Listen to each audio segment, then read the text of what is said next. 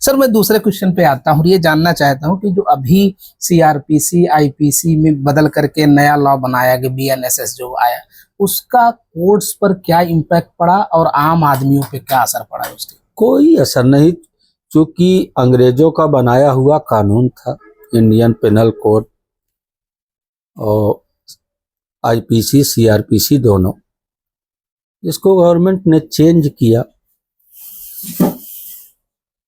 कोई इसमें बहुत चेंज तो नहीं है, लेकिन हाँ बहुत सी ऐसी धाराएं थी जिसको उन्होंने समाप्त कर दिया।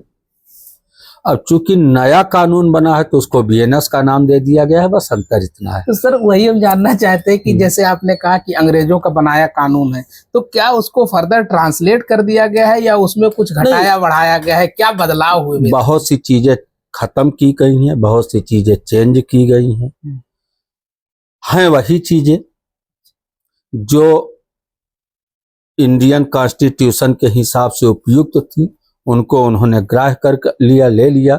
जो नहीं थी उसको समाप्त कर दिया। बहुत ज्यादा बदलाव नहीं। इसका असर कुछ कोर्ट्स पर पड़े हैं? नहीं, कोई असर नहीं। अच्छा, जो नए स्टूडेंट्स आए या जो अभी सिस्टम में चल रहा था, जो लॉ कर रहे हैं, एस्पिरेंट है, अपीयरिंग है, तो वो पहले आईपीसी पढ़ रहे थे, बीएनएस पढ़ रहे थे, तो उनके ऊपर तो असर पड़ेगा। ये तो वकीलों को भी पढ़ रहा है, जजों को भी पढ़ना पड़ रहा है, ये तो सबको पढ़ना पड़ रहा है, स्टूडेंट को ही थोड़ी। जी अच्छा सर, एक बात और समझना चाहते हैं कि जैसे इंडियन जो लीगल सिस्टम है उस पर देखेंगे कि कहीं ना कहीं इलीट का इम्पैक्ट ज्यादा पड़ रहा है। जैसे अल्लू अर्जुन का एक केस आया कि विद इन द आर या 24 आवर में उनके केसेस को सुना गया और उन्हें, ऐसे क्या गरीब के साथ भी हो सकता है? उनके ऊपर क्या लीगल सिस्टम का इम्पैक्ट नहीं पड़ता बहुत ज्यादा? नहीं, ऐसा नहीं है। अब तो मीडिया कह लीजिए, सोशल मीडिया इतनी ज्यादा तेज हो गई है कि चाहे वो गरीब हो चाहे अमीर हो, हर आदमी न्याय के मंदिर तक पहुंच रहा है।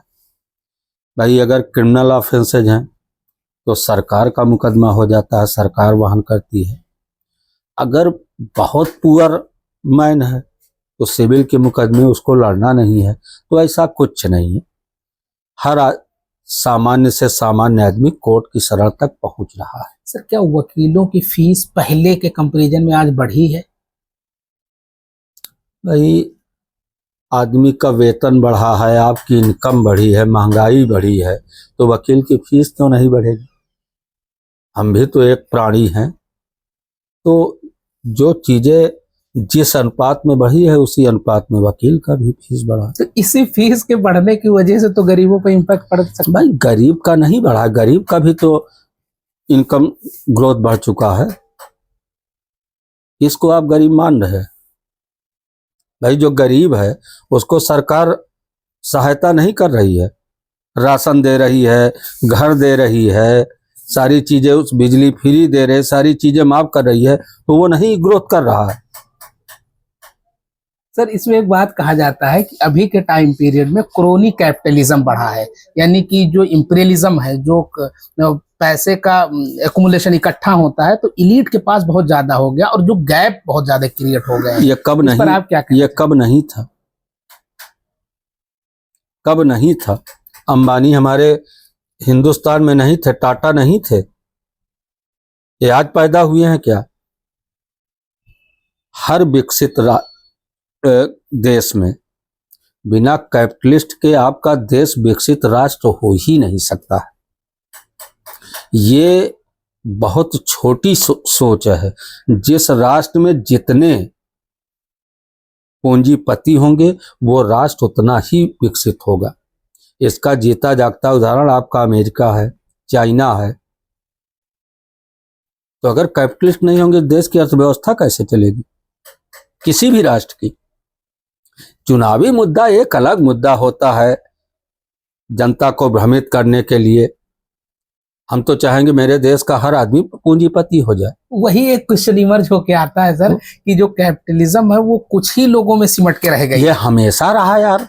तो उसके लिए आपका क्या मानना, कैसे वो लोगों तक पहुंचे? भाई अमेरिका में ही कुछ लोग कैपिटलिस्ट हैं, अमेरिका जैसे विकसित राष्ट्र में। चाइना में आप देख लीजिए, पूरा चाइनीज थोड़ी कैपिटलिस्ट है, जो विकसित राष्ट्र है।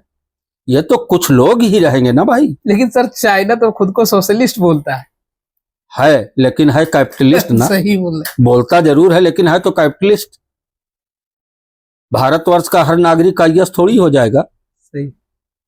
कुछ चपरासी भी तो होंगे। तो ये तो व्यवस्था है। हाँ सिस्टम हो चलेगा।